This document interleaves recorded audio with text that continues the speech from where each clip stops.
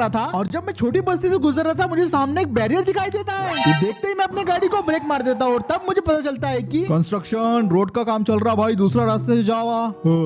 अब कच्चे रास्ता लेने के सिवाय मेरे पास और कोई चारा नहीं था। मैं तुरंत अपनी गाड़ी को मोड़ देता हूँ और कच्चे रास्ते पे अपना सफर शुरू कर देता हूँ। ये कच्चे रास्ते पे मैं काफी बार आते जाते रहता हूँ और यहाँ पे काफी ज्यादा संभल के गाड़ी को चलाना पड़ता है और यहाँ पे कंट्रोलिंग में भी दिक्कत जाती है। मेरी गाड़ी पूरी उछल उछल के वाइब्रेट कर रही थी और जैसे ही मैं एक रास्ते पे मोड़ लेता हूँ तो मुझे यहाँ पे सामने गाड़ी के हिरन दिखाई देता है। मैं पूरी जोर से ब्रेक लगाता हूँ लेकिन गाड़ी आउट ऑफ कंट्रोल हो जाती है जिसकी वजह से मेरी गाड़ी खाई में जा गिरती है और मेरा एक बहुत बुरी तरीके से एक्सीडेंट हो जाता है। मेरी गाड़ी 2-3 पलटियां मारती है और फिर सीधी हो जाती है। जब मैं खाई से गिर रहा था मुझे लगा मैं तो गया, लेकिन भाई सब कुछ ठीक था और मैं मरा नहीं था। अब मैं गाड़ी से किसी तरह बाहर निकलता हूँ और उसके बाद फिर गाड़ी का पूरा नुकसान चेक करता हूँ। मालूम पड़ता है कि मेरी गाड़ी में अच्छा खासा नुकसान हुआ है, काफी जगह से चपक गई है मेरी गाड़ी और इसको रिपेयर करने में काफी खर्चा आने वाला था, लेकिन मेरी गाड़ी बच गई थी। और जब मैं इधर उधर नजर दौड़ा रहा था तो मुझे पता चलता है कि झाड़ियों में कुछ है। मुझे लगा कोई जानवर है तो मैं उसे देखने के लिए आगे बढ़ता हूँ, लेकिन जब मैं झाड़ियों के पास पहुंच जाता हूँ तो मुझे देख के एक चीज को शौक लगता है। यहाँ पे कुछ ऐसा था जो मैंने एक्सपेक्ट नहीं किया था। ये थी झाड़ियों के बीच फंसी हुई एक ओल्ड महिंद्रा की स्कॉर्पियो और हालत देख के इसकी कुछ ऐसा लग रहा था कि इसका भी मेरे तरीके से एक्सीडेंट हुआ होगा और इसकी वजह से खाई में गिर गई होंगी और यहाँ पे फंस गई होंगी। अब इसको जो चला रहा होगा उसके साथ पता नहीं क्या हशर हुआ होगा, लेकिन इस गाड़ी की हालत काफी खस्ता हो गई थी। काफी जगह पे गाड़ी पे जंग लगा हुआ था और जब मैंने इसे चेक किया तो मालूम पड़ा कि बुरी तरीके से झाड़ियों में फंसी हुई है। अब मेरे दिमाग में ख्याल आया कि मैं इसे चलो बाहर निकाल लेता हूँ, शायद मेरे कुछ काम में आ जाए। तो मैं तुरंत अपनी ऑल्टो की तरफ जाता हूँ, अपनी ऑल्टो को किसी तरह स्टार्ट करता हूँ और स्टार्ट करने के बाद इसे तुरंत इस गाड़ी की जगह पे ले आता हूँ। अब इस स्कॉर्पियो को यहाँ से बाहर निकालने की बारी थी, तो इसके लिए मैं अपने ऑल्टो को स्कॉर्पियो से अटैच कर देता हूँ टोइंग हुक के जरिए। दोनों कार्स प्रॉपर्ली अटैच हो चुकी थी तो मैंने अपने ऑल्टो को फिर स्टार्ट किया और सामने खींचना शुरू किया और किसी तरह मेरी ऑल्टो ने पूरी जान लगा दी अपनी और मैंने भी अपनी पूरी ताकत लगा के स्कॉर्पियो को आखिरकार वहाँ से बाहर निकाल ही लिया और फाइनली मैंने अपना पहला पड़ाव पार कर लिया था। तो मैंने सब चेक करने के लिए सबसे पहले तो अपनी गाड़ी से उतरा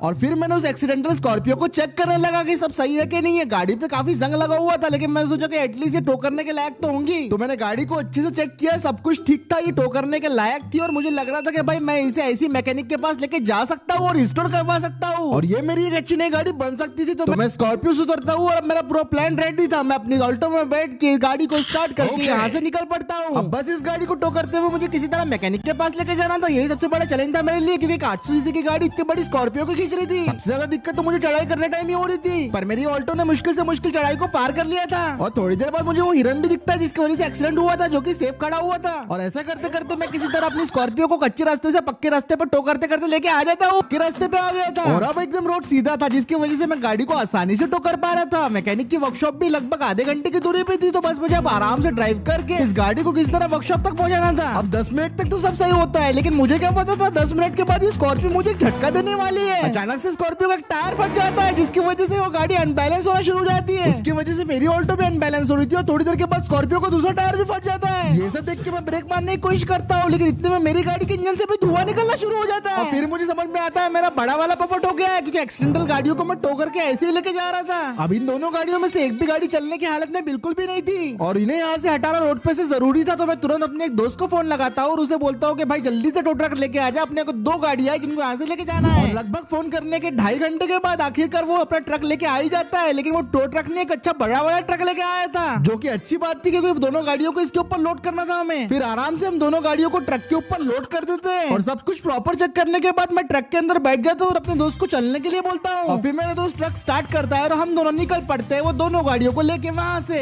और लगभग हम फिर 20 मिनट ड्राइव करने के बाद आखिरकार पहुंच जाते हैं बबलू मैकेनिक की वर्कशॉप में। यही पे सारी गाड़ियां मैं अपनी रिस्टोर कराऊंगा। उससे मैंने तो कसम खा लिया था, क्योंकि पिछली बार का एक्सपीरियंस जो हुआ था मैं वो तो बिल्कुल नहीं भूला था। वहाँ पे पहुंचने के बाद फिर बबलू मैकेनिक आता है और हमारी गाड़ी को ऑब्जर्व करता है। वो सोचता है कि इन दोनों गाड़ियों को आखिर हुआ क्या। मैं उसे अच्छे से समझा देता हूँ कि स्कॉर्पियो को रिस्टोर करके पूरा न्यू जनरेशन में कन्वर्ट करना है और मेरी ऑल्टो को रिपेयर भी करना है साथ में। ये सुन के बबलू मैकेनिक बोलता है वो सब तो ठीक है भाई, मैं ऑल्टो को रिपेयर कर दूंगा, लेकिन स्कॉर्पियो के पार्ट्स अवेलेबल नहीं है, तो किसी तरह पार्ट्स का जुगाड़ कर ले, मैं इसके ऊपर काम शुरू कर देता। अब मैं उसे पूछता हूँ भाई पार्ट्स लाऊं तो लाऊं कहाँ से, तो वो मुझे बोलता है कि पुरानी बस्ती के पास एक सेकंड हैंड कार मार्केट है, वहाँ पे तुझे सारे पार्ट्स मिल जाएंगे, तू कल तक पार्ट लेके आ और मैं काम शुरू कर देता हूँ अभी से। ये सुन के मैं उसे ठीक है बोलता हूँ। मैं उसे एडवांस दे देता हूँ जो कि 3 लाख रुपए था। अभी 3 लाख मेरी जमा पूंजी थी, लेकिन फिर भी मुझे स्कॉर्पियो को रिस्टोर करना था किसी तरीके से, तो मैं उसे 3 लाख रुपए पेटीएम कर देता हूँ और उस उसके बाद मेरी स्कॉर्पियो पे काम शुरू हो जाता है। अब वर्कर लोगों ने स्कॉर्पियो की चेकिंग शुरू कर दी थी कि किस तरीके से इसको रिस्टोर करना है, कैसा पेंट देने का है, इसके अंदर क्या क्या चीजें मिसिंग है, कहाँ चीजें लगानी है, सारा के सारा काम वो लोग देखने लग गए थे। और मैं भी देर ना करते हुए अपने सीधे स्प्लेंडर की तरफ भागता हूँ। उसे स्टार्ट करके मैं सीधा निकल पड़ता हूँ अपनी स्कॉर्पियो के लिए नए पार्ट्स खरीदने के लिए। अब मुझे बाइक से फिर से पुरानी बस्ती पे जाना था, जिसके लिए मुझे लगभग 1 घंटा लगने वाला था। लगभग किसी तरह 1 घंटा ड्राइव करने के बाद मैं पुरानी बस्ती पहुंच जाता हूँ। वहाँ पे पहुंचने के बाद मुझे वो सेकंड हैंड कार मार्केट में दिख जाता है, तो मैं वहाँ पे पहुंच के अपनी गाड़ी को पार्क कर देता हूँ और अब स्कॉर्पियो के पार्ट्स की तलाशी शुरू हो जाती है। मैं हर जगह वहाँ पे स्कॉर्पियो के पार्ट ढूंढने की कोशिश करता हूँ, लेकिन मुझे ऐसा कोई भी पार्ट नहीं मिलता जो मेरी स्कॉर्पियो में काम आ सके। मैंने पूरा के पूरा स्टॉक यार्ड छाट मारा, लेकिन कोई भी ऐसी चीज नहीं मिली जो अपनी स्कॉर्पियो के लायक हो। इवन टायर्स भी अपनी स्कॉर्पियो के लायक नहीं थे। ऐसा करने से तो पार्ट्स मिलने से रहे, तो मैंने सोचा कि क्यों ना स्टॉक यार्ड के मालिक से ही पूछ लिया जाए। और सामने मुझे स्टॉक यार्ड का मालिक जाते हुए दिखाई देता है। मैं तुरंत स्टॉक यार्ड के मालिक की तरफ भागते हुए जाता हूँ और उससे पूछता हूँ कि भाई साहब ये स्कॉर्पियो के पार्ट्स अवेलेबल है कि नहीं है। बेटे अभी तो कोई पार्ट्स अवेलेबल नहीं है, सबके सब आउट ऑफ स्टॉक है।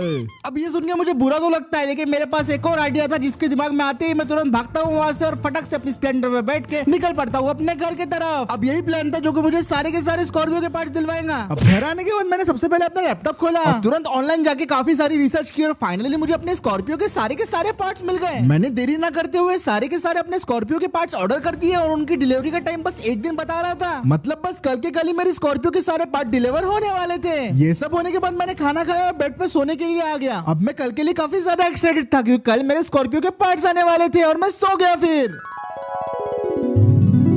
दूसरे दिन जैसे सुबह हुई मेरे दरवाजे पे ऑलरेडी बेल बज रही थी और ये सुन के मैं तुरंत उठा और मैं समझ गया था कि भाई ये डोरबेल कौन बजा रहा है। तो मैं तुरंत बाहर गया और जैसे ही मैंने बाहर गया वो नजारा देख के मैं शॉक हो गया। मैंने जितने भी अपने स्कॉर्पियो के पार्ट्स मंगाए थे वो सारे के सारे एक साथ डिलीवर हो गए थे। सर पार्सल मुझे तो यकीन में नहीं आ रहा था कि भाई इतने सारे पार्ट्स एक साथ डिलीवर कैसे हो गए, लेकिन फिर भी मैंने उन लोगों को पेमेंट कर दी और उसके बाद मैंने अपने दोस्त को फोन लगाया और बोला कि भाई मुझे कैंपर तेरा किराए पे चाहिए। उसके बाद मैंने अपने सारे के सारे जो पार्ट्स थे कैंपर के अंदर लोड कर दिया और ये पार्ट लेके अब मुझे सीधे बबलू मैकेनिक की वर्कशॉप पे जाना था। गाड़ी को स्टार्ट किया और फिर मैं सीधा घर से निकल पड़ा। मैं पूरी रफ्तार से अपने कैंपर को भगाया जा रहा था, लेकिन संभाल के क्योंकि इसमें काफी ज्यादा इंपॉर्टेंट सामान रखा हुआ था मेरी स्कॉर्पियो का और एक भी एक्सीडेंट बिल्कुल भी नहीं चाहता था मैं। फाइनली फिर 1.5 घंटे ड्राइव करने के बाद मैं पहुंच गया बबलू मैकेनिक की वर्कशॉप में और वहां पे पहुंचने के बाद पता चला कि मेरी गाड़ी का मोस्टली इंजन वाला काम हो चुका है। और फिर उसके बाद मैंने अपने कैंपर को पार्क किया और फिर हमने एक एक करके सारे बॉक्सेस को अनलोड किया और उसके बाद सारे के सारे बॉक्सेस को हमने अनबॉक्स कर दिया, जिसके अंदर हमारे स्कॉर्पियो के बहुत सारे पार्ट्स थे, जैसे नए अलॉय व्हील, नए स्टीयरिंग,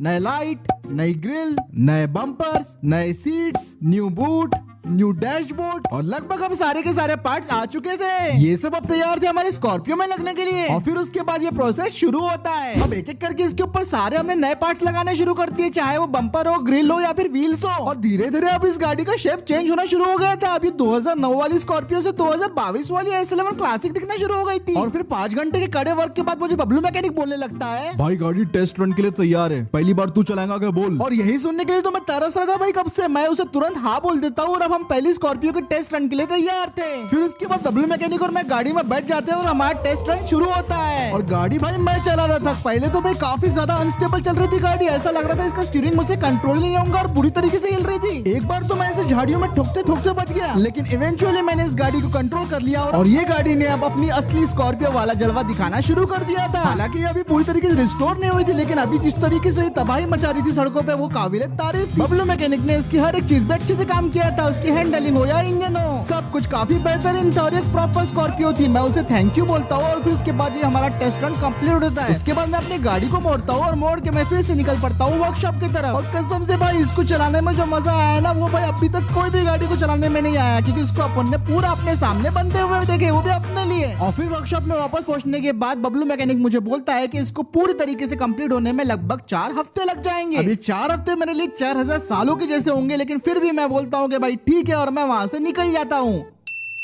4 हफ्ते पूरे हो चुके हैं और मैं जा रहा हूँ अपनी गाड़ी को देखने के लिए बबलू मैकेनिक की वर्कशॉप में। अब वहां पे पहुंचने के बाद मैं अपनी गाड़ी से उतरता हूँ और भाई साहब जो रिजल्ट था वो देख के मैं काफी ज्यादा खुश हो गया था। और आप सभी भी दोस्तों फाइनल से देखने से पहले लाइक और सब्सक्राइब जरूर कर देना। तो देखते हैं फाइनल रिजल्ट अपनी स्कॉर्पियो S11 क्लासिक का। ये तैयार है हमारी स्कॉर्पियो S11 क्लासिक, जो पहले ऐसी थी और अब ऐसी बन चुकी है। इसके bumper, alloy wheel, body shell, interior, tail lights, headlight, tyres, हर एक चीज को चेंज कर दिया गया है और ये 2009 स्कॉर्पियो से बन चुके 2023 स्कॉर्पियो S11 क्लासिक। एक्सटीरियर ही नहीं बल्कि इंटीरियर भी पूरा चेंज कर दिया गया है, जिसमें आपको नया S11 क्लासिक का इंटीरियर मिलता है, साथ में नया S11 क्लासिक का डिस्प्ले भी इसमें ऐड कर दिया गया है। लेकिन अभी भी अंदर इसके जो डीएनए चल रहा है वो 2009 स्कॉर्पियो VLX का चल रहा है, जो कि बहुत ही ज्यादा जबरदस्त है और ओवरऑल लुक हमारी जो नई स्कॉर्पियो का कुछ इस तरीके से आ रहा है। तो यहाँ पे अपनी स्कॉर्पियो की रिस्टोरेशन कंप्लीट हो जाती है। आपको ये अपने रिस्टोरेशन का वीडियो कैसा लगा एक बार कमेंट सेक्शन में जरूर बताना। आज का वीडियो वही खत्म करते हैं। वीडियो